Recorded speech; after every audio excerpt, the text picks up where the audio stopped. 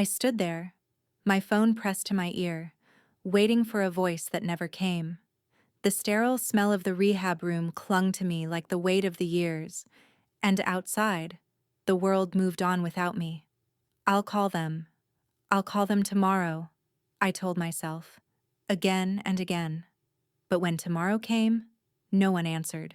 My son? My daughter? Just silence. We're about to begin, but if you'd like, share where you're joining from. It reminds me this story doesn't echo into silence. It lands somewhere real. Drop it in the comments, and don't forget to subscribe. The fluorescent lights above Maggie's bed buzzed with an indifferent hum, casting a sterile glow over the small rehab room. It smelled faintly of bleach and canned pee, and somewhere down the hall, a television blared a daytime game show laugh track no one was actually laughing at. Maggie Lewis adjusted her blanket slowly, careful not to tug too hard on the IV taped to her bruised forearm. Her body had become a roadmap of surgeries, knee replacements, spinal reconstructions, a shoulder that now rotated only halfway. 18 months in, and the pain was no longer the sharp kind. It had dulled into a constant ache that made her feel ancient, but it wasn't the pain that made her chest tighten. It was the silence. "Nurse?" Maggie's voice cracked. A moment later, a young nurse with overdone mascara appeared at the door, tapping on a tablet. "Yes, Ms. Lewis? Could you try them again? Jason or Olivia? Please." The nurse nodded, walked over to the beige wall phone, and punched in the first number with acrylic nails that clacked like tapping bones. Maggie watched her closely, hope tightening around her lungs like it always did. The nurse held the phone to her ear. One ring, two, three. Voicemail. She tried the other number. Ring, ring, ring. More voicemail. She waited a beat longer this time, then finally sighed and hung up. No one picked up. Maggie blinked. That was all she could manage. She didn't cry, not anymore. Crying was a young woman's reflex. At 71, tears felt like currency you didn't waste on people who had already cashed out of your life. They'll come, she lied to herself. But deep inside, she knew the truth. They weren't busy. They were gone. The door creaked open again half an hour later, this time quietly, cautiously. "Mimi?" Grace stood there, backpack slung over one shoulder, a Duncan bag in hand. Her brown curls were pulled into a lazy bun, and her cheeks were red from walking in the wind. Maggie tried to sit up straighter. "Grace, you shouldn't keep skipping class for this. I had a break, and midterms can wait. I brought you a muffin, blueberry, and actual coffee." She winked, handing over the contraband cup. For the first time that day, Maggie smiled. Grace moved around the room like she belonged there. She fluffed Maggie's pillow, folded the scratchy blanket at the foot of the bed, and opened the window just an inch to let real air inside. She was the only one who came without being asked, the only one who didn't flinch when Maggie needed help reaching for her walker or buttoning the back of her gown. "They're not coming, are they?" Maggie finally asked, voice barely above a whisper. Grace looked down at her lap. "No, Mimi, and I think you already knew that." There was a long pause. Then Evelyn came in, unannounced, as usual. She was in her usual soft scrubs even though she was long retired, her gray hair pulled tight in a no-nonsense bun.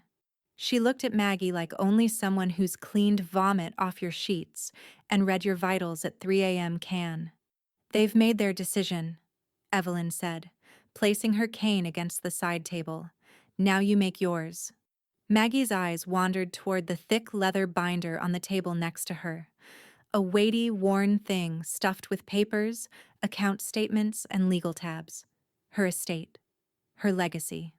All the things Jason and Olivia hadn't asked about. Yet.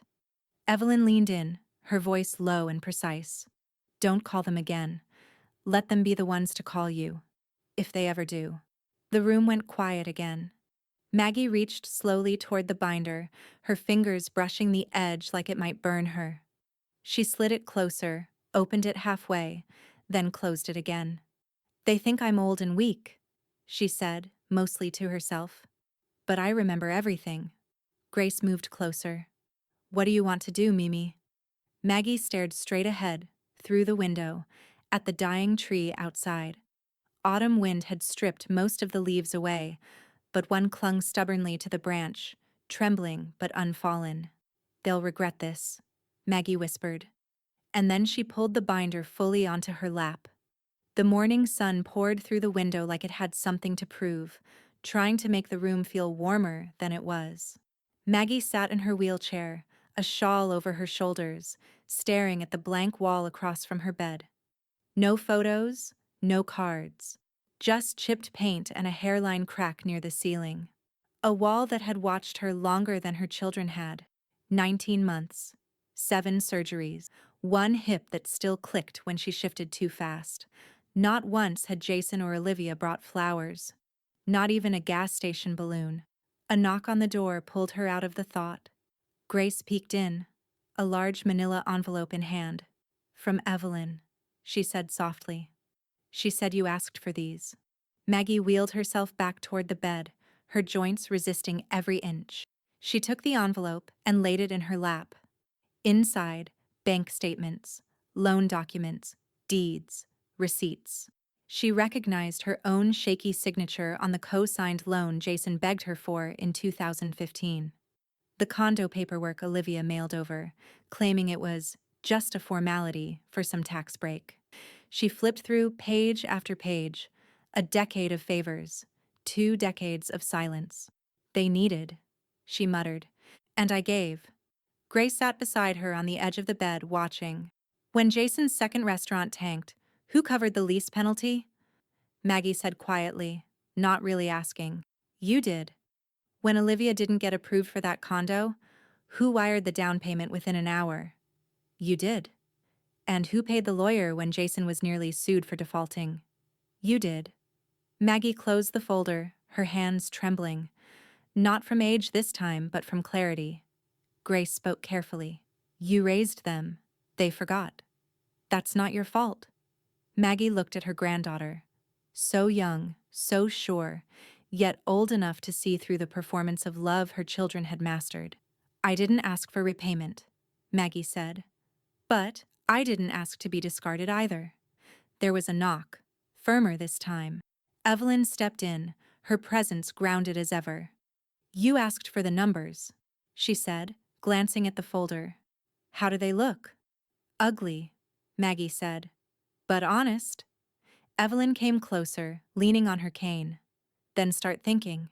You've got more power in that folder than they think. Use it.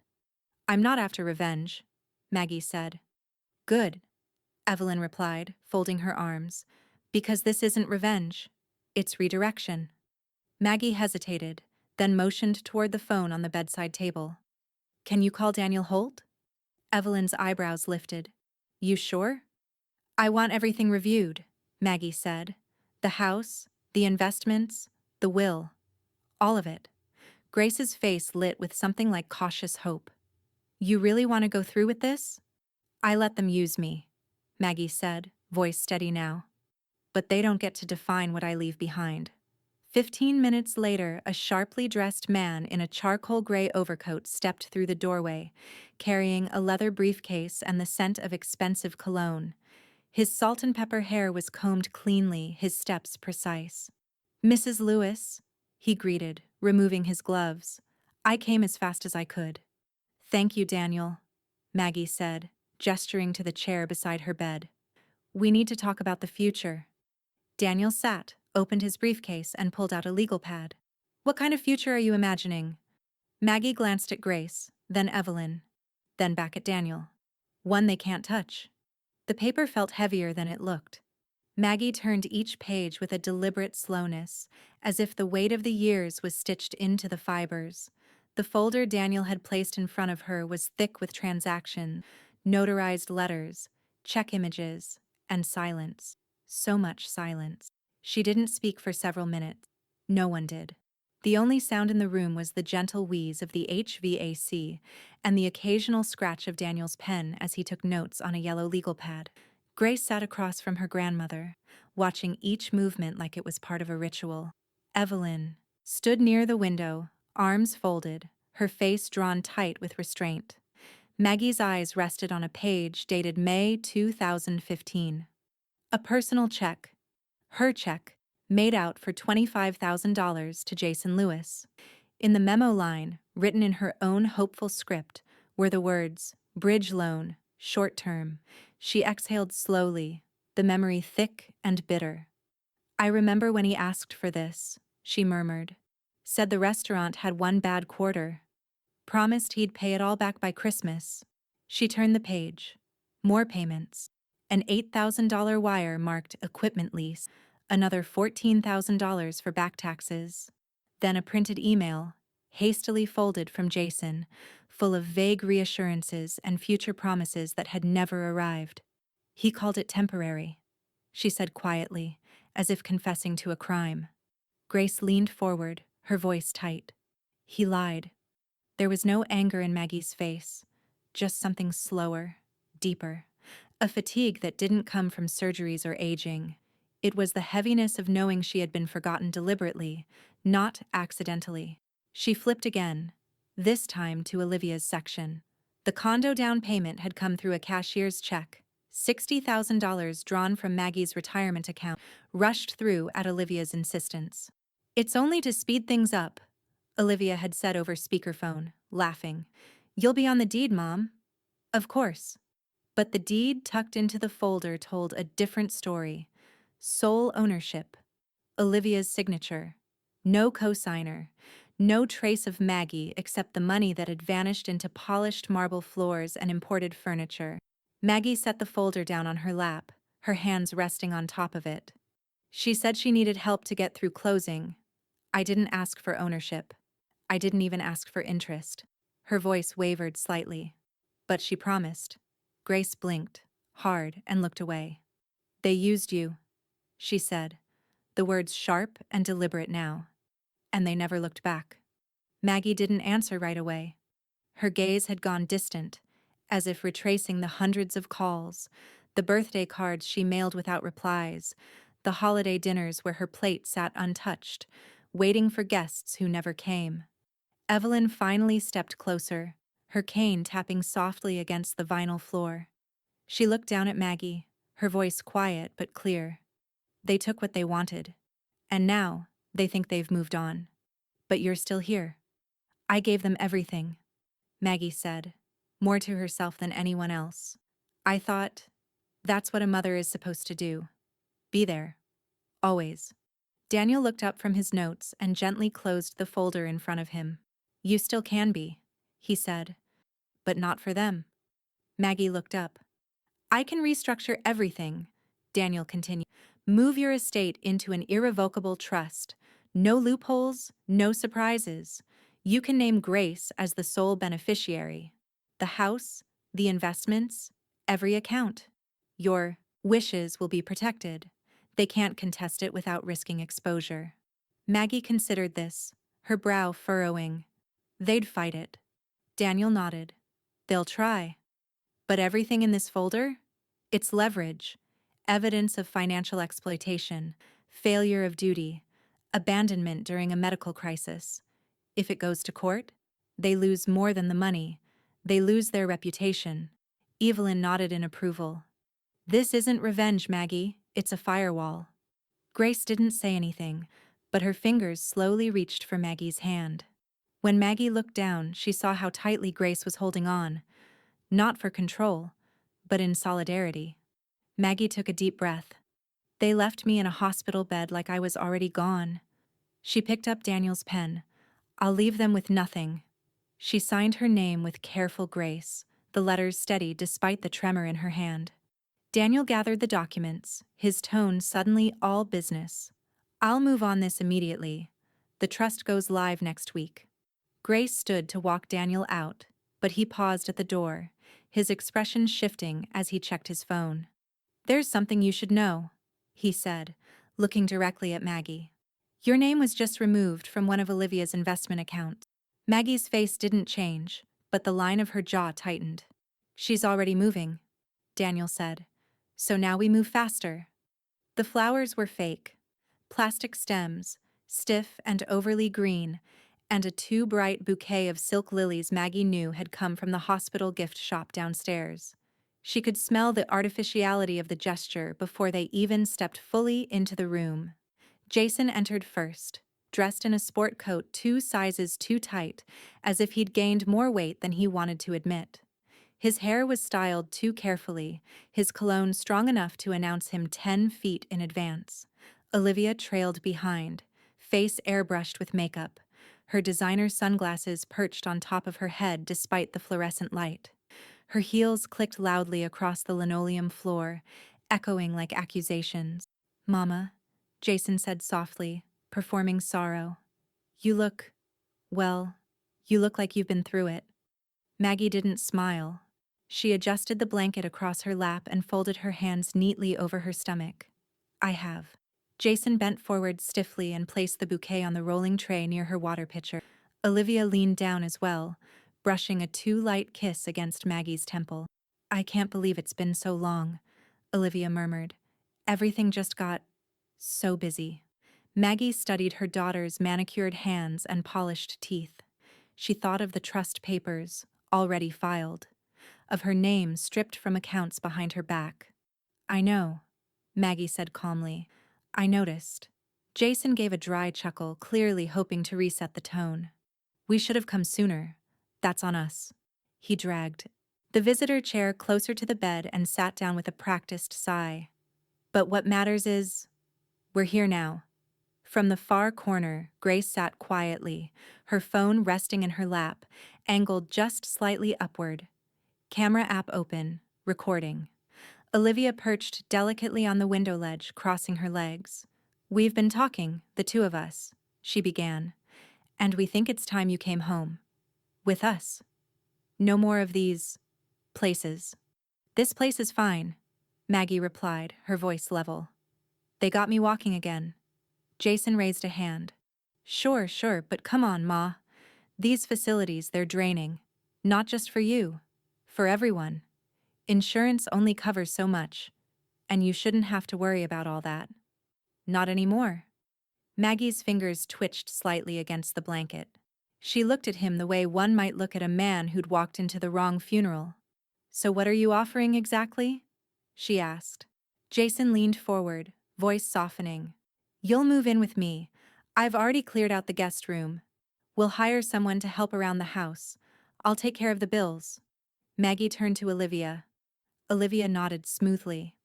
"And I'll manage the logistics. Paperwork. Doctor appointments. Your medication schedule. I already talked to a friend in elder care. They said if we're designated as primary caregivers, a lot of things can be streamlined." There it was. Grace didn't move, but her eyes flicked up for the briefest second. She adjusted the phone angle, then returned to looking bored, like she was just texting. Jason reached out and patted Maggie's knee, a gesture so rehearsed it made her skin crawl.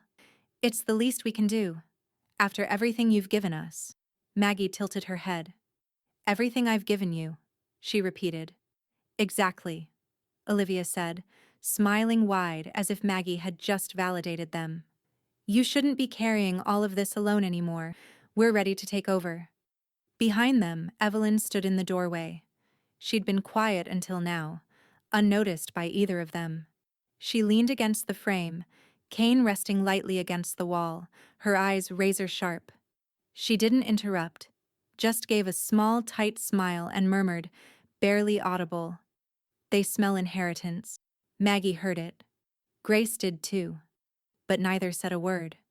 Instead, Maggie looked back at her children, her polished, performative children, and returned their smiles with one of her own. It was delicate, polite, almost warm, and completely empty. "I'll think about it," she said. "Thank you for coming." Jason beamed, encouraged. Olivia reached over and squeezed Maggie's hand, already assuming victory. They didn't notice the red light blinking faintly from Grace's phone. The wheels of Maggie's chair squeaked softly against the concrete as Grace helped her up the driveway. The sun was just starting to set, casting long amber streaks across the faded shutters and cracked sidewalk. Her house, paid off, aged like her, sat waiting, just as she had left it nearly 2 years ago. But something about it now felt unfamiliar, like returning to a stage after the audience had long since gone home. Slow, Maggie muttered, adjusting her grip on the armrests as she stood with effort. Let me feel the ground. Grace steadied her without speaking. She knew her grandmother needed silence more than encouragement right now. It was the kind of silence you give someone who's about to reclaim something stolen from them. Inside, everything was intact. The scent of lemon wood polish still lingered faintly in the air, though dust clung to every windowsill and lampshade. Family photos lined the hallway, Maggie with her husband, her children at school recitals, smiling in frames that hadn't been dusted in months. Grace moved ahead, throwing open windows and breathing life back into each room. Maggie followed, slow but steady, her walker tapping softly across the hardwood. Later that evening, they sat side by side in the living room. The house was quiet except for the hum of the old refrigerator. Maggie sipped tea while Grace sorted through the mail Evelyn had collected. Most of it was junk, credit card offers, donation requests, but one envelope, thick and crested with legal insignia, was unmistakably from Daniel Holt. Grace handed it over wordlessly. Maggie opened it with slow fingers. Inside were the finalized trust document, her signature, Daniel's, and the notary's stamp. It was done. Jason and Olivia were out. Grace was in. Trustee, beneficiary, and steward of everything Maggie had built. Before she could take a breath, her phone buzzed. Jason. Maggie didn't answer. She let it ring, eyes fixed on the dark screen until the sound died. Then the doorbell rang. Grace tensed. Want me to? No, Maggie said. She set her tea down and stood carefully. Let them see I still answer my own door. When she opened it, Jason stood there, his arms crossed and his expression tight. Olivia stood behind him, arms folded across her designer trench coat, lips pursed like she'd bitten into something sour. You came straight here, Maggie said flatly. Didn't even wait a day. Jason stepped inside without asking. You didn't come to our house. After everything we talked about, you just ignored us. I came home, Maggie said. Olivia followed, eyes scanning the room like she was appraising it for resale. You should have told us you were coming. We had plans in place. Medical care, transport, home aides. You need supervision, Mother. You can't just walk back into this place like it's safe. Grace stood now. She doesn't need supervision. She needs peace. Jason ignored her. Look, Ma, we're not trying to start a fight. But we talked to someone who works in elder care law. And we just want to make sure you're protected, that you're not being influenced. Maggie tilted her head. Influenced by whom? Jason's gaze flicked toward Grace. You're angry you weren't given control, Maggie said, voice like a blade wrapped in silk. Jason's mask slipped for just a moment. You're not thinking clearly. Maggie walked to the mantel and picked up a photo. Her and her late husband, taken before Olivia's wedding. She stared at it for a moment before turning back. I'm thinking clearer than I ever have. Olivia took a step forward. We're your children. It's our responsibility to make sure you're not being taken advantage of. You mean like when you took me off the investment account without telling me? Maggie asked. Jason's face paled. Olivia opened her mouth, then closed it. The front door opened again, and Evelyn stepped in, cane tapping lightly. Evening, she said casually. She looked at Maggie. Daniel called. Said the trust is now live. Jason snapped. What trust? Evelyn leaned on her cane and smiled. The one where you don't get a damn thing. The room fell silent. Jason's jaw worked furiously. You think this is over? You think you can just cut us out? And there won't be consequences? Maggie stepped closer. You had 18 months to show me you cared about more than my accounts. You used that time to ignore me. You're not well, Jason said, pointing at her like an accusation. And I'm filing for guardianship. Grace's mouth opened in shock. Evelyn didn't flinch. Jason turned to Olivia. We already talked to the attorney, the paperwork's drafted. Maggie didn't move. She simply looked at him. Measured, quiet, composed. And then she smiled. Courtroom 3B smelled like varnished wood and paper too old to care about being handled. Maggie sat near the front with Grace on one side and Daniel Holt on the other. She wore her best navy blue blazer, the one with pearl buttons she hadn't touched in years. Her hair was pinned neatly, her makeup soft, but intentional. There was nothing frail about her presence, no suggestion of incompetence, no invitation to pity. She looked, more than anything, like someone who had endured too much to be underestimated again. At the opposite table, Jason sat stiffly in a tailored suit with sleeves slightly too long, his hands folded over a manila folder. Olivia sat beside him, her heels tapping anxiously beneath the table. Her usual icy poise was starting to crack under the weight of scrutiny. Their attorney, a smug-looking man in his late 40s named Alan Drayton, whispered to them while flipping through legal documents like they were overdue library books. At the bench, Judge Warren adjusted his glasses and looked over the paperwork without expression. His reputation was solid across Cook County. Tough on estate abuse, sharper than he looked, and allergic to drama. "So," he said slowly, peering down at the petition, "Jason Lewis and Olivia Lewis have jointly filed for adult guardianship of their mother, Margaret Lewis. Their claim is that she is no longer capable of managing her personal or financial affairs. Is that correct?" Jason cleared his throat. "Yes, Your Honor. Our mother has made erratic decisions. We believe she's being unduly influenced and could be a danger to herself, financially speaking." "And physically?" the judge asked, his voice even. Jason hesitated. "Not directly. But she's fragile, and she's putting trust in the wrong people." Grace's mouth tightened, but she stayed silent. Olivia jumped in, voice syrupy and forced. "She gave away control of her assets, without consulting us. That's not like her." "She has that right," Daniel said smoothly, rising from his chair. "Your Honor, Mrs. Lewis is of sound mind. We have extensive documentation. She passed a recent psychological and cognitive evaluation with high marks. That report was submitted to the court 3 days ago." Judge Warren nodded, flipping through the thick report. "I see it here. Completed by a licensed neurologist and an independent geriatric psychiatrist, both evaluations say her faculties are intact." Jason shifted. Olivia's jaw clicked. "And what's your relationship to the respondent, Mr. Holt?" the judge asked. "I'm her attorney and have been overseeing the restructuring of her estate," Daniel replied. "At her request, not under anyone's coercion. I've worked with numerous elderly clients in transition. Mrs. Lewis is among the sharpest." Judge Warren nodded, expression unreadable. He turned toward Maggie. "Mrs. Lewis, do you understand what this hearing is about?" Maggie met his gaze, her voice unwavering. "My children believe losing access to my finances means I've lost my mind." There was a faint chuckle somewhere behind them in the gallery. The judge smirked briefly, then looked down at another folder in front of him. "Mr. Holt," he said, "you submitted financial exhibits as part of your argument?" "Yes, Your Honor. Detailed receipts of loans extended by Mrs. Lewis to both petitioners, none of which have been repaid. We've also included banking records showing recent unauthorized removal of Mrs. Lewis from a joint investment account by Ms. Lewis. That action alone could constitute financial exploitation under Illinois statute." The courtroom grew still. Olivia flushed.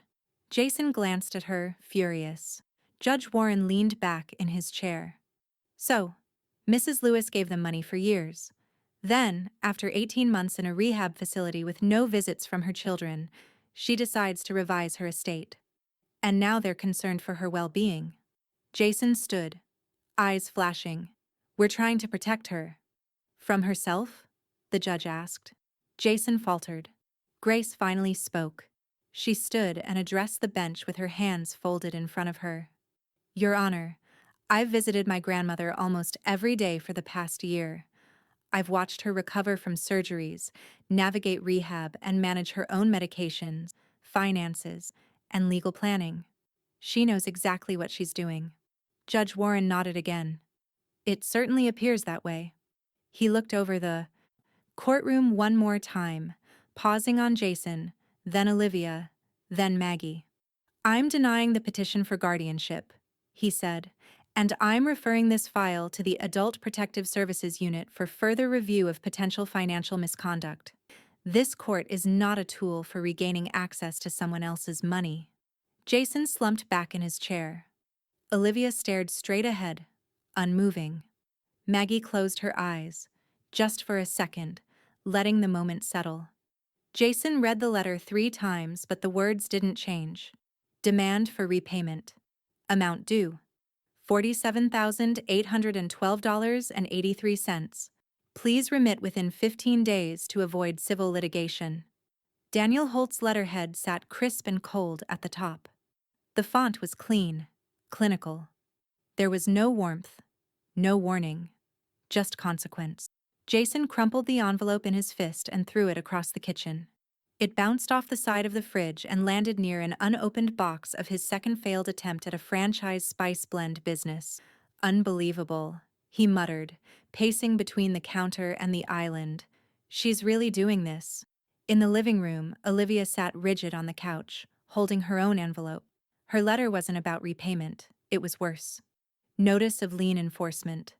Her condo, the one Maggie's down payment had secured, the one with the view of Lake Michigan and heated floors, was now flagged. Unless Olivia could come up with $60,000 to satisfy the unpaid debt, Daniel would proceed with foreclosure on Maggie's behalf. She looked at the line that said, "Intent to seize," and felt something in her throat tighten. "She's putting this all in public record," Olivia said, her voice a mixture of disbelief and fury. "She wants to humiliate us." Jason stopped pacing. "She wants to bury us." Olivia threw the letter onto the table, hard. "We should have seen this coming. Ever since she brought in that lawyer, she's been moving like she's got a goddamn playbook." Outside, a neighbor strolled by, walking her dog. She glanced toward the window as if she could smell the tension through the glass. Olivia stepped back from the blinds quickly, as if exposure might stick to her skin. "She filed that lien weeks ago," she whispered. "People are going to talk." "They already are," Jason said. "Carl from the lodge wouldn't even look me in the eye yesterday." Across town, Grace stood beside her grandmother at the dining room table. The late afternoon light spilled across legal folders, check receipts, and copies of those very letters. Daniel had just left, and Maggie's hands rested calmly on the edge of the table, as if she'd merely been organizing her recipe cards. "You okay?" Grace asked, eyeing her. Maggie nodded. "Better than I've been in years." Her voice was even, almost serene. She looked down at the sealed copies Daniel had left behind and tapped one with her finger. "That one's the court-certified demand for Jason.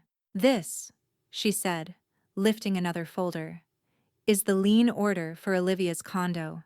She wasn't smiling, but there was a certain peace in her eyes now, the kind that came not from vengeance, but from restored order. Grace exhaled slowly, as if she had been holding something in for months. "It's finally happening," she said. "They're facing it." Evelyn leaned against the archway leading into the kitchen, sipping coffee from Maggie's old blue mug. "This is their leash now," Evelyn said. "And it's getting tighter." Maggie didn't respond right away. She moved to the living room window and watched the breeze ripple through the tall trees out front. Her walker stood beside her, untouched. She didn't need it at that moment. "They always believed I wouldn't fight back," Maggie said, her tone almost reflective. "Not because they thought I couldn't, but because they thought I wouldn't." "They were wrong," Grace said.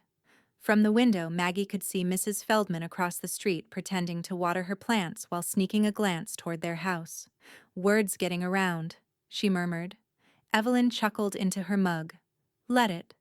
At that, Maggie finally smiled, but before the warmth could fully settle in the room, the doorbell rang. Grace stepped toward it but paused when Maggie raised a hand. "I've got it." She opened the door to a man in a Navy USPS uniform, holding out a small padded envelope. Maggie signed for it, thanked him, then closed the door slowly. Back inside, she opened the package carefully. Inside was a copy of a bank withdrawal form. Her name was printed clearly at the top. Her signature was forged just beneath it.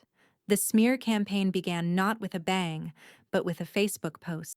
Jason's profile, unused for years except for the occasional birthday wish, suddenly came alive. A lengthy post appeared late one Thursday night. The font stretched into tight, indignant paragraphs. Some of you have asked why my sister and I are being dragged through the courts by our own mother. The truth is painful. After months of mental decline, our family is being torn apart by bad actors taking advantage of an elderly woman in a vulnerable state. Attached was an old photo of Maggie, taken before rehab, mid-blink, pale, caught off guard in a hospital gown. The caption beneath it read, "Pray for families like ours." The likes trickled in slowly. Then came the comments. "So sorry, Jason. Elder abuse is real. Unbelievable. I can't imagine turning on my kids like that." Some people forget who was there when they were younger. By the next morning, Olivia had picked up the torch.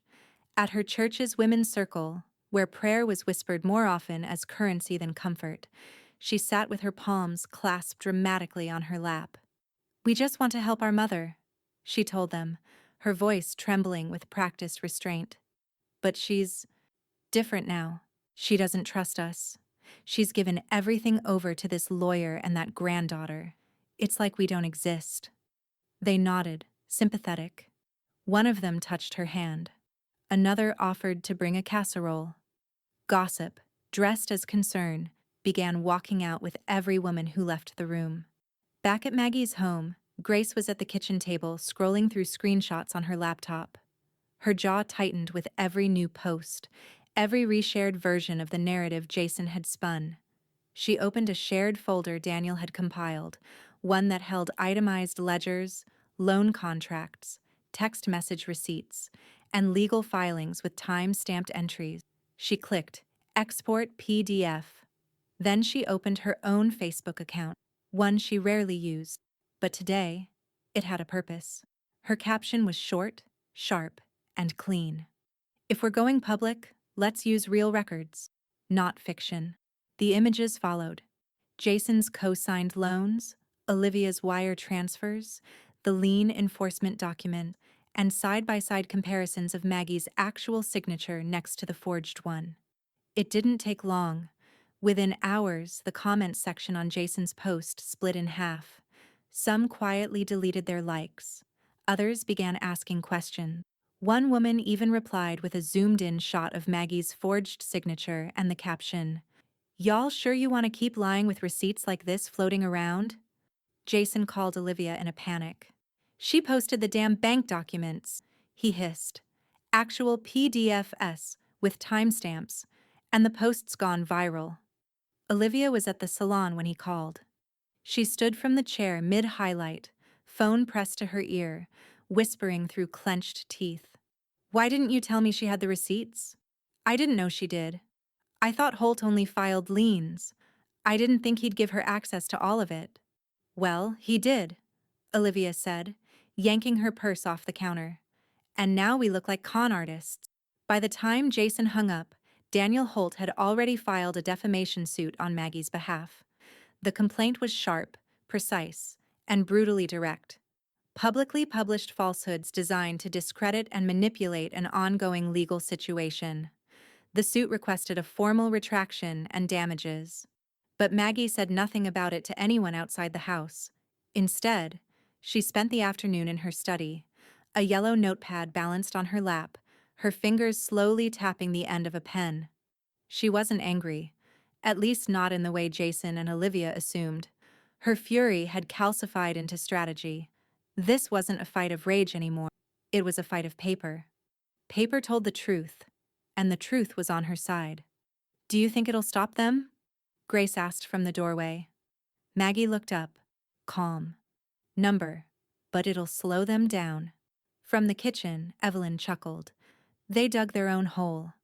All we had to do was shine a light on it." Maggie nodded, then returned to her notes. She wrote, one name, underlined it, circled it. Judge Warren. It started with a local segment on Channel 5 News. The anchor, a woman with a warm voice and tight curls, introduced it as a story of quiet resilience in the face of betrayal. A soft piano score played under the visuals, shots of Maggie in her garden, Grace helping her up the porch steps, stills from court records and estate documents now made public through defamation filings. 71-year-old Margaret Lewis spent nearly 2 years recovering from multiple surgeries without a single visit from her adult children. But with the help of her granddaughter and longtime friend, she's rewritten the ending. They played footage of Maggie testifying in court, her voice steady.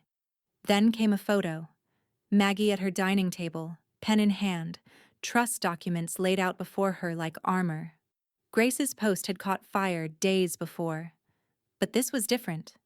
This wasn't just viral. It was official. Framed. Packaged. Airing on primetime television. By Friday morning, neighbors Maggie hadn't spoken to in years were leaving notes on her porch. Handwritten messages tucked into jars of jam. Envelopes slid between the screen door and frame. You deserve better. Shame on your children. Your strength inspired me. And then the donations started. A small GoFundMe Grace had created to help cover her fall med school costs, originally meant for friends and extended family, had grown to 5 times its goal. Strangers wrote in the comments, "This girl stood by her grandma when no one else did. Let her become the doctor her family didn't deserve. We need more people like Grace." Maggie, ever quiet in her victories, said little. She spent the morning trimming basil in her kitchen windowsill while the news blared softly from the TV. Evelyn sat at the table behind her, flipping through the paper. "They did a follow-up piece," Evelyn said, tapping the front page. Above the fold. Photo and everything. Maggie didn't turn. She plucked another stem, bundled it neatly, and laid it aside. "They finally see it," Evelyn added. "All of it. They see what Grace let them see," Maggie said. "I'm just the echo." Evelyn folded the paper with care. "You're the echo that cracked the glass." Across town, Jason slammed his phone on the granite counter so hard that the screen cracked. A second later, Olivia's voice snapped across the speaker from her end of the call. "Stop acting like this is just happening to you. I just lost a contract I've been negotiating for 6 months," Jason growled. "Do you know what they told me? We don't partner with men who steal from their mothers." That's a direct quote. Olivia sighed. "I've already had 3 friends block me. My name is dirt in the women's circle. One woman brought me a Bible and whispered she'd pray for my healing." Jason rubbed his temples, pacing. "She turned the city against us." "No," Olivia said, voice dropping to a lower register. "Grace did. With help.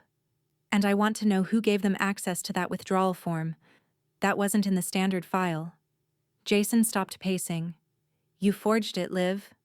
"I fixed it," she snapped. "There's a difference." Then, as if summoned by fate, Olivia's phone pinged. An email. Subject line, "Urgent, signature forensic review attached." She opened it, eyes scanning rapidly. Attached was a forensic document analysis, conducted at the request of Daniel Holt's office. It compared Maggie's known signature samples with the one on the bank withdrawal form Olivia had submitted. There was no ambiguity in the findings. The signature on the disputed document is inconsistent with the handwriting characteristics of Margaret Lewis. The stroke pressure, spacing, and alignment suggest fabrication by a separate hand. Conclusion: likely forgery. The air in the room turned thick. Jason swallowed hard. "They're going to press charges." "No," Olivia said, her voice brittle. "They're going to announce it." That afternoon, Grace stood on Maggie's front porch, holding a copy of the report. Evelyn sat behind her, watching through the screen door, mug in hand. "Daniel's calling a press briefing," Grace said. "He wants to get ahead of it. Before the DA does." Maggie didn't flinch. "Let them." Grace hesitated. "Are you sure?" Maggie looked down at her own signature, clean and untouched on the trust documents beside her. "I gave them a lifetime of chances," she said. "They gave me a forged goodbye." The call came just after breakfast. Maggie had just finished steeping her second cup of tea when the landline rang, an old habit she'd never let go of. The cordless phone's shrill ring cut across the quiet hum of the morning, and Grace reached for it, but Maggie waved her off. She already knew who it would be. "Mrs. Lewis?" The voice on the other end was calm, clipped, unmistakably corporate. "This is Shannon from First River Bank's internal security team. We need to speak with you regarding a withdrawal form submitted under your name earlier this quarter. Our compliance department flagged irregularities after receiving an external request for signature verification." Maggie's fingers curled lightly around the receiver. "You mean the one I didn't authorize?" A pause. "Yes, ma'am. We're formally confirming that we've launched an internal investigation and are cooperating fully with the authorities. A formal report will be forwarded to your attorney. You should expect a call from him shortly." Maggie ended the call without emotion. She stood, slowly, walked to the dining room, and picked up her trust binder from the cabinet drawer like a farmer retrieving a well-oiled tool. Grace watched her in silence. "She forged my name," Maggie said. Now the bank says it out loud. Within the hour, Daniel Holt arrived, pressed and furious.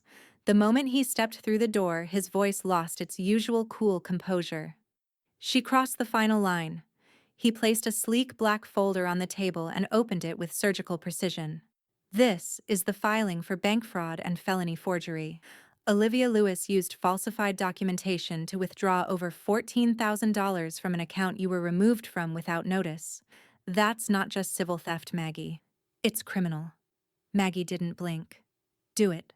Daniel nodded and walked straight back to his car to file it electronically. Across town, in a pristine kitchen that no longer felt safe, Olivia paced in silk slippers, the same pair Maggie had once mailed her as a birthday gift. Her hands trembled as she stared at her phone screen, the words, "criminal complaint filed," blinking in her inbox like a countdown. Jason stood near the window, still half in disbelief. "How the hell did it get this far?" Olivia spun toward him. "You told me she'd never fight back. You said we'd have time to undo things quietly." "I didn't know Holt had the damn bank on his side," Jason barked. "They're charging me," Olivia hissed, jabbing a finger at her chest. "Not you. Me. Because of you." "You forged her name, Liv." "I did it because you said she was slipping." Jason froze. The words hovered between them, thick and foul. Outside the courtroom 3 days later, cameras buzzed like hornets. Olivia stepped out of the black SUV with oversized sunglasses and a navy trench coat pulled high around her jaw. But the disguise didn't help. The press had already seen the filing. Inside, Judge Warren's courtroom was quieter. But only just. His face was thunderous as he reviewed the case notes, flipping through bank documents, notarized affidavits, and the forensic report like he was peeling back layers of rot. "I warned you both," he said, eyes fixed on Olivia. "This court is not a playground. You used your mother's vulnerability as a vault. And when the vault locked, you forged a key." Daniel rose, calm again. "Your Honor, we are requesting restitution and the maximum penalty for first-degree forgery. Mrs. Lewis will not seek prison time, but she is prepared to testify if necessary." From the gallery, Maggie sat steady, Evelyn at her side, Grace just behind her. Judge Warren's eyes narrowed. "If this were up to me, you'd be sentenced today." Olivia's lips parted to speak, but he raised a hand. "You'll speak when I call on you, not before." Jason sat behind the defense table, shoulders hunched, silent. Grace leaned toward Evelyn. Her voice was low, but firm. "She's done." Evelyn nodded. One by one, they fall. Outside, the press waited for a statement. Daniel declined to give one. Maggie didn't. As the camera lights flickered, she walked calmly to the podium, paused, and simply said, "I taught my children how to write their names. I never thought I'd have to prove I didn't write theirs." The courtroom was packed. Reporters lined the back row with notepads open and recorders ready. A sketch artist hunched near the exit, her charcoal already tracing Olivia's profile. The DA's office had decided to pursue a criminal charge, but because of Maggie's formal request for leniency, the court had agreed to probation and restitution, if a guilty plea or conviction could be secured. But today, the gloves came off. Judge Warren looked graver than usual, his black robe settling against the sides of his chair like it weighed twice as much as last time. His gavel tapped once. The murmurs faded. "Ms. Lewis," he said, addressing Olivia, "this court has reviewed expert handwriting analysis, bank surveillance logs, and electronic signature trail logs. Are you prepared to enter a plea or proceed to trial?" Olivia, standing next to her attorney, looked thinner. Her face was pale under makeup, her lips dry, her voice quieter than it had ever been. "Proceed to trial, Your Honor." A murmur rippled behind them. Jason sat directly behind the defense table. He hadn't been summoned yet, not formally, but the prosecutors were circling. His name had appeared on LLC documents that tied him to the forged withdrawal. His hands were buried in his lap, but his knee bounced under the bench, erratic and ungovernable. Daniel stood, calm as ice. "Your Honor, we'd like to call Mrs. Margaret Lewis to the stand." Maggie rose. She wore gray today, no navy, no black. Not a color of mourning or power, but neutrality. She moved without her walker. Grace helped her to the witness stand, then stepped back, her camera phone tucked discreetly into her coat pocket. Not to post, just to remember. Maggie was sworn in. She didn't look at Olivia. Not once. "Mrs. Lewis," Daniel began, "can you describe your reaction upon learning funds were withdrawn from your bank account with a signature that was not yours?" Maggie folded her hands on the edge of the stand. "I was embarrassed," she said simply. "Not because I lost the money, but because I once trusted my daughter with it." Daniel nodded. "Did you ever give Olivia Lewis power of attorney?" "No." "Did you ever verbally approve a $14,000 withdrawal on your behalf in the months after your trust was formalized?" "No." "Do you recognize the signature on this withdrawal slip?" Maggie leaned forward, adjusted her glasses, and studied the enlarged image on the screen. "I recognize the handwriting," she said. "But it's not mine. It's hers." A hush spread through the courtroom like mist. Olivia looked down, her hands twitching in her lap. Jason shifted again, sweating visibly. "Thank you, Mrs. Lewis," Daniel said. As Maggie stepped down, Grace stood without needing to be called. She approached the screen with a USB in hand. "Your Honor?" she said, her voice clear and steady. "We'd like to enter this into evidence. It's a screen recording of the First River Bank's customer portal from the day the forged withdrawal was submitted." The judge gave a nod.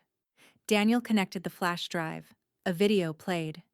It was a screen capture, time-stamped, showing Olivia's login credentials being used.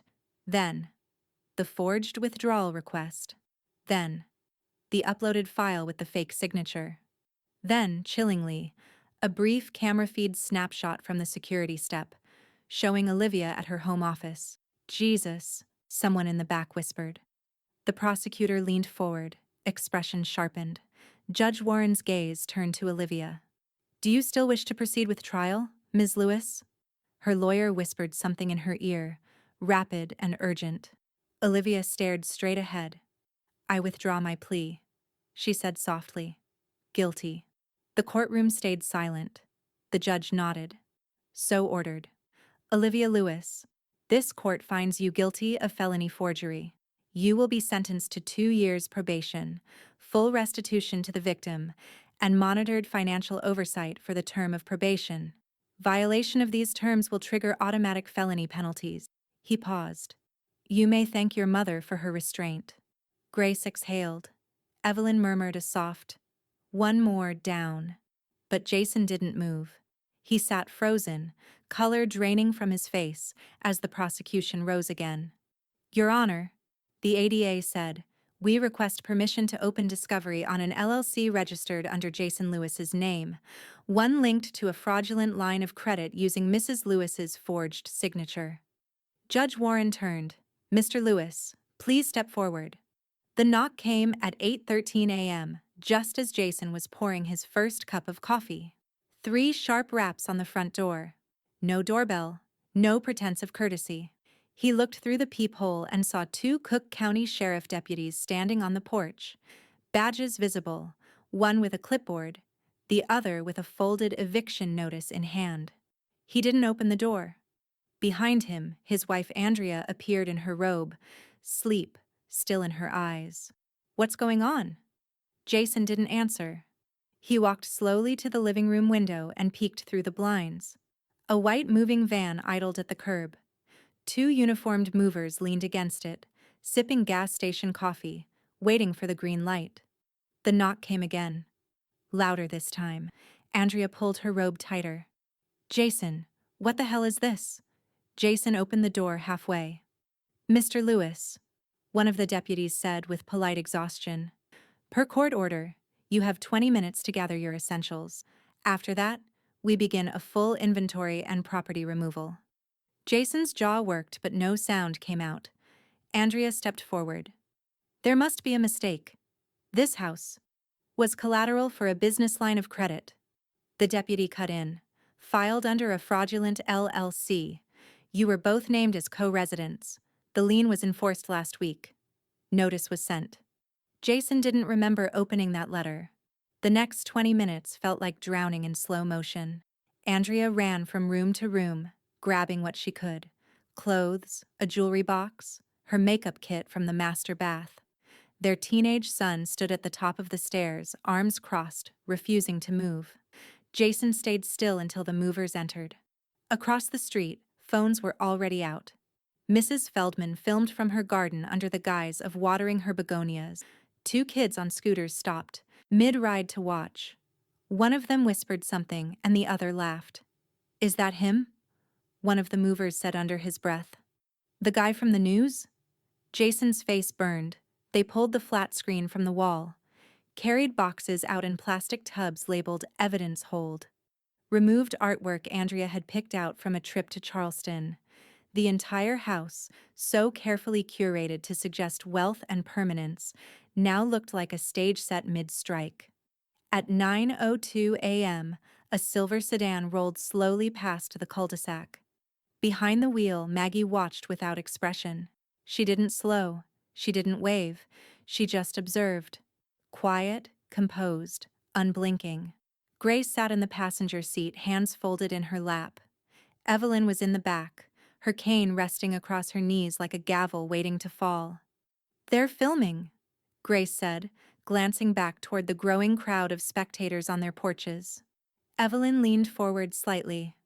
"Good. He never minded being the center of attention before." Maggie kept driving. 2 blocks down, she turned without a word. Back at the house, Jason stood on the lawn, surrounded by boxes that no longer belonged to him. His son had gone with Andrea to her sister's, refusing to speak on the drive. A sheriff's deputy handed Jason the final inventory report and nodded once before walking off. The last thing Jason saw before the van doors closed was his father's old watch, one Maggie had gifted him at his college graduation, being logged into the evidence list. A neighbor approached cautiously. Mr. Jameson, retired banker, mowed his lawn every Thursday without fail. "Rough morning, Jason," he said with forced politeness. "Anything you need?" Jason opened his mouth, but the words caught. Jameson didn't wait for a reply. By noon, the video of the eviction had already made it to Twitter. Grace watched it on her phone while seated on Maggie's porch, a quiet satisfaction in her chest. Maggie didn't speak. She didn't need to. Evelyn looked up from her crossword and said simply, "Tables turned." It was raining when Jason came. Not a storm. Just that gray, steady kind of drizzle that made every sound softer and every color duller. Maggie sat in the sunroom with her tea, the windows fogged gently from the warmth inside meeting the cold outside. She didn't flinch when the doorbell rang. She had been expecting it. Grace opened the door and found Jason soaked through. Hair flat, jeans wet from the knees down, shirt clinging to his chest like regret. He held no umbrella, no bag, no coat. Just a file folder, curled at the edges from rain. "I need to see her," he said. Grace stepped aside. He walked in slowly, dripping on the rug, and paused at the archway to the sunroom like a boy caught sneaking in after curfew. Maggie didn't rise. Jason swallowed hard. "Hi, Ma." She didn't answer. She stirred her tea slowly, the spoon ticking once, twice, against the ceramic before she set it down. Jason's eyes flicked to Grace behind him, then to Evelyn in the adjoining room, then back to his mother. "I came to say I'm sorry," he said, his voice catching in the back of his throat. Still, she said nothing. I lost everything," he went on. "The house, the job offers. Olivia won't talk to me. She's living at her friend's place in Naperville. Our son won't even respond to my texts." Maggie took a slow sip. Jason stepped closer, his voice rising slightly in urgency. "I messed up. I know that. We both did. But I'm your son. And I'm here. On my knees." And then he did it. He knelt, right there on the tile floor, the damp from his jeans seeping into the grout. He folded his hands like he was in a pew and looked up at her, eyes red-rimmed and glassy. "I don't want the money anymore, I swear. I don't want anything. I just want you to forgive me. Please." Evelyn appeared in the doorway behind him, arms crossed, her cane resting against the wall. "Don't give in," she said softly. "Not when the ink's barely dry on the truth." Maggie's gaze didn't leave her son's face. She didn't blink. She didn't soften. Grace stood silently, holding her phone near her hip, recording. Not for public revenge. This wasn't for court or clicks. It was for memory, for clarity, for the moment Maggie would one day want to remember without second-guessing. Jason reached into the folder and pulled out a faded birthday card, one Maggie had sent him 2 years ago. Inside was a check for $250 and a short note in her careful handwriting. "Always proud of you. Keep building." "I found this last week in one of the boxes," Jason said, voice shaking. "You still believed in me, even when I didn't deserve it." Maggie reached forward slowly and took the card from his hand. She looked at it, really looked, but she didn't smile. She folded it in half and placed it on the side table without comment. Then she whispered, so softly Grace almost missed it, "Forgiveness is free." Jason's head shot up hopeful. "But legacy," Maggie continued, "is earned. And yours is already written." Jason's eyes filled again. "So that's it? That's it?" She stood slowly and walked past him, her hands steadied despite the weight of the moment. "Please," he said, rising to his feet. "Please don't leave it like this." But Maggie didn't turn around. From the dining room, Daniel Holt stepped in. "She's ready," he said. On the table lay a folder with gold trim and a state seal pressed into the front.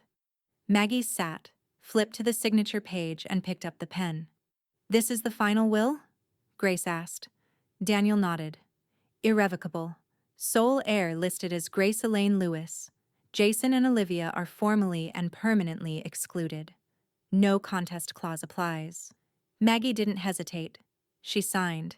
Each letter was careful, clear, final. When it was done, she capped the pen, slid it across the table, and stood. "Mail a copy to them," she told Daniel. "No cover letter, just the document." Daniel nodded and began packing up. Jason hadn't moved. He stood by the fireplace, watching the woman he once called home walk away from him like a closing door. Maggie didn't look back, but Evelyn did. "One more to go," she whispered, eyes narrowing. "And she knows we're coming." The auditorium wasn't grand, but it was full. Rows of folding chairs lined the gymnasium at the Community Rehabilitation Center, the same facility where Maggie had once sat in silence, waiting for calls that never came. Now, sunlight spilled through high windows, warming the polished floors. A banner hung near the podium, the Margaret Lewis Foundation for Patient Reintegration and Rehabilitation. Grace stood near the front, adjusting the small display of framed photos, one of Maggie during recovery, another of Grace helping her down the therapy hall, and a third, Maggie, younger, her hand resting gently on the shoulder of a stranger, a smile caught in mid-laughter. Daniel Holt smoothed the program booklet and leaned over. It's a beautiful turnout.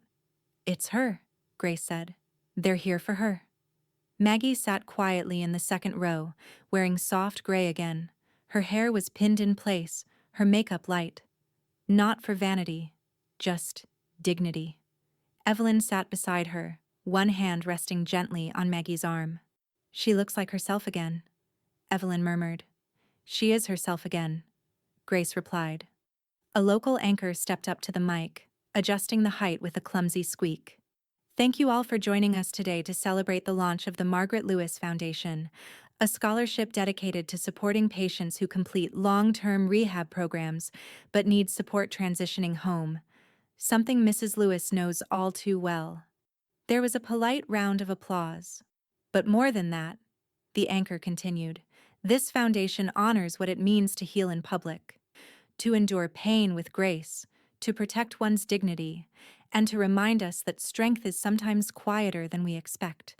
We are also proud to announce that Maggie's granddaughter, Grace Elaine Lewis, will serve as permanent trustee of the foundation. Another round of applause, louder this time.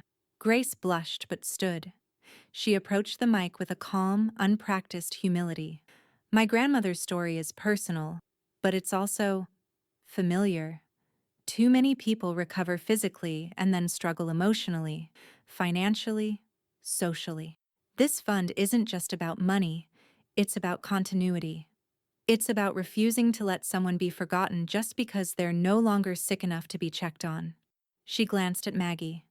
And it's about legacy. Not the kind in a will, but the kind that walks and breathes and continues. In the back, a young woman wiped her eyes. A man in a motorized wheelchair gave a small cheer. The applause swelled again. Maggie never went to the stage. She didn't need to. Afterward, as people mingled and shook hands, she sat by the glass doors, watching the breeze roll across the courtyard. Her cane leaned gently beside her, untouched. Do you regret any of it? Evelyn asked, settling next to her with a paper cup of punch. Maggie's gaze stayed on the sky. I regret that I waited so long. Evelyn smiled. But you didn't wait forever. There were no calls from Jason, no emails from Olivia, no apology letters, no last-ditch manipulations. Their names were not on the donor list. Their faces didn't appear in the crowd. Their absence was louder than any protest, and just as powerless. They're irrelevant now, Evelyn said. It's strange how silence can be louder than screaming. They chose their legacy, Maggie said. And now I'm choosing mine. Grace joined them, crouching beside Maggie's chair. We're going to the roof for pictures. The light's perfect. Come? In a minute. Grace smiled, gave her grandmother's hand a light squeeze, and disappeared up the stairs. For a moment there was just Maggie and Evelyn and the hush of a late afternoon shifting into gold. Evelyn leaned in, her voice soft but certain. Legacy isn't blood. It's love. Maggie closed her eyes just briefly.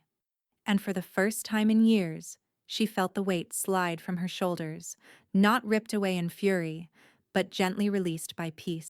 The foundation's plaque gleamed by the door.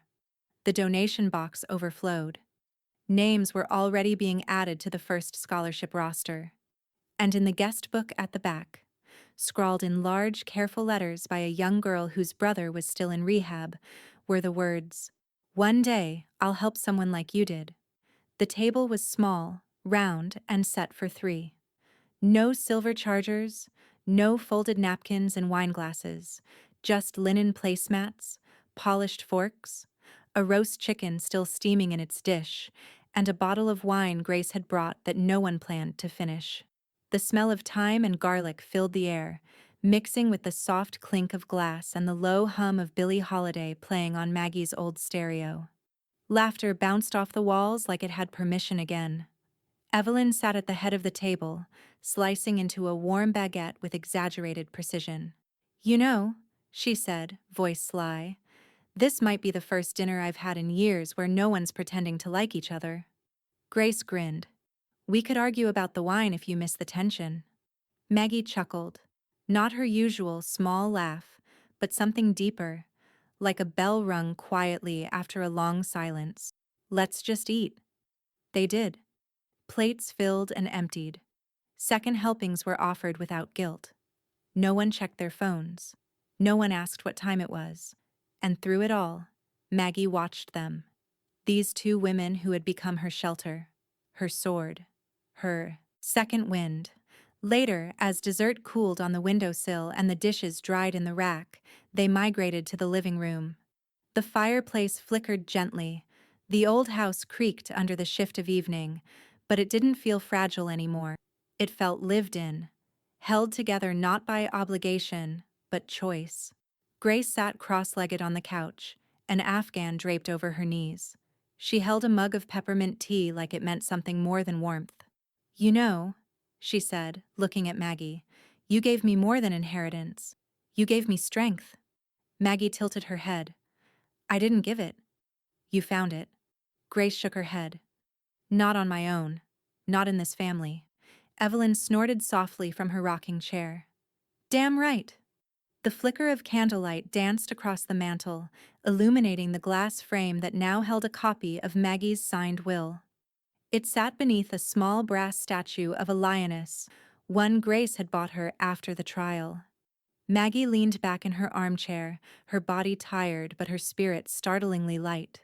There was no more paperwork to sign, no more courtrooms to walk into, no more names to strike from accounts. The machine had stopped spinning. The noise was gone. And in its place, there was this: a quiet room, a finished meal, people who saw her without needing anything in return. She looked around. "This is the first time in a long while I haven't felt like I had to explain myself." Evelyn raised her glass. "That's because you finally told your truth." Out loud. Outside, rain began to fall again. Not the kind that haunted, but the kind that cleaned. Maggie stood and moved slowly to the window, her hand resting on the frame. "I used to think if I gave enough, they'd come back," she said softly. "If I forgave fast enough, paid quietly enough, didn't complain, didn't cry, I thought that counted for love." Neither Grace nor Evelyn spoke. Maggie turned back toward them, the candlelight outlining her in soft gold. "But they never picked up," she said, her voice steady, almost gentle. "So I stopped calling, and built a future without them." The clock ticked. No one filled the silence, because there was nothing left to say.